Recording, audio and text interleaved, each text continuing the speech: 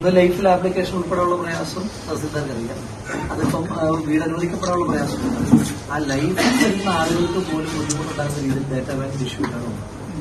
രണ്ട്, ഓൾറെഡി ഏതെങ്കിലുമൊക്കെ ബാങ്കിലിരിക്കുന്ന ലോൺ അതിന്റെ കാലാവധി കഴിയുമ്പോൾ അത് ഡേറ്റാ ബാങ്കിൽ ഉൾപ്പെടുന്നതിന്റെ പേരിൽ പുതുക്കാൻ കഴിയാത്ത സാഹചര്യം.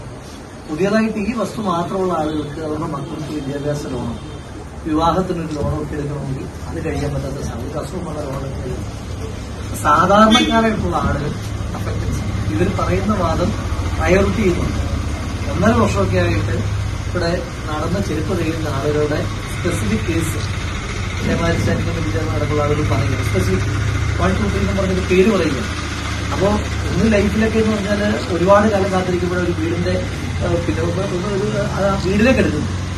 അതെടുത്തിട്ട് പിന്നെ സാങ്കേതികതയെന്നും പറഞ്ഞ് വീണ്ടും 5-6 വർഷമാണെങ്കിൽ മനുഷ്യന് വീട് അത്യാവശ്യമുള്ള കാര്യമില്ല. ഏതെങ്കിലും ഒരു കാലത്ത് വീട് കിട്ടിയിട്ട് കാര്യമില്ല. ഇന്നും വേണ്ടതല്ലേ വീട്. അപ്പൊ ആ ഒരു ബുദ്ധിമുട്ട് അടിയന്തരമായി പരിഹരിക്കണം. കണ്ണാടിയിൽ വ്യാപകമാണ്. കണ്ണാടിയിൽ കഴിഞ്ഞ